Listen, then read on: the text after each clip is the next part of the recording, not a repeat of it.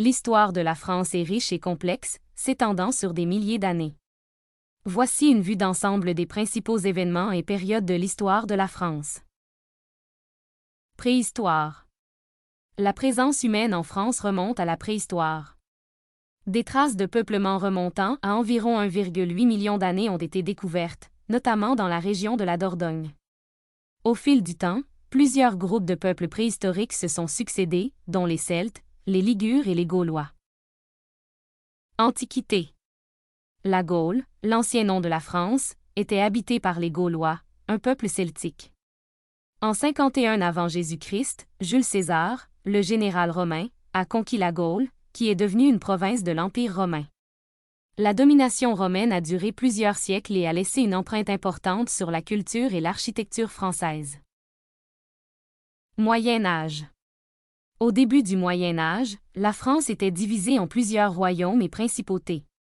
Au XVIIIe siècle, les Carolingiens ont établi un empire franc qui s'est fragmenté par la suite.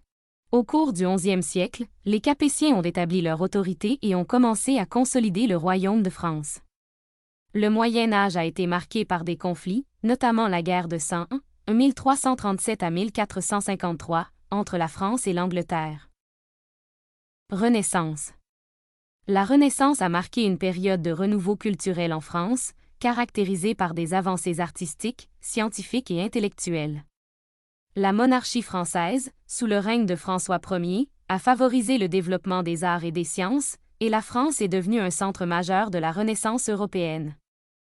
Révolution française. La Révolution française, qui a débuté en 1789, a eu un impact majeur sur l'histoire de la France et du monde. Elle a conduit à la chute de la monarchie et à l'établissement de la Première République française. La Révolution française a été marquée par des idéaux de liberté, d'égalité et de fraternité, ainsi que par des périodes de violence et de troubles politiques. Napoléon Bonaparte. Napoléon Bonaparte, un général français, est devenu le premier consul en 1799 et s'est rapidement érigé en empereur des Français en 1804. Napoléon a mené de nombreuses guerres en Europe et a apporté des réformes politiques et juridiques en France, connues sous le nom de Code Napoléon. Son règne s'est terminé en 1814 avec sa défaite à la bataille de Waterloo. Troisième République et les deux guerres mondiales. Après la chute de Napoléon, la monarchie a été brièvement restaurée avant d'être remplacée par la Deuxième République et plus tard le Second Empire.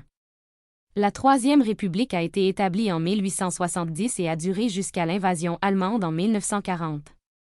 Répondez aux questions suivantes. Quels étaient les peuples préhistoriques qui ont habité la France avant l'arrivée des Romains? Quelle période historique est associée à la domination romaine en Gaule? Quel événement a marqué le début de la Renaissance en France? Quels sont les idéaux principaux de la Révolution française? Qui était Napoléon Bonaparte et quelles sont ses principales réalisations en France?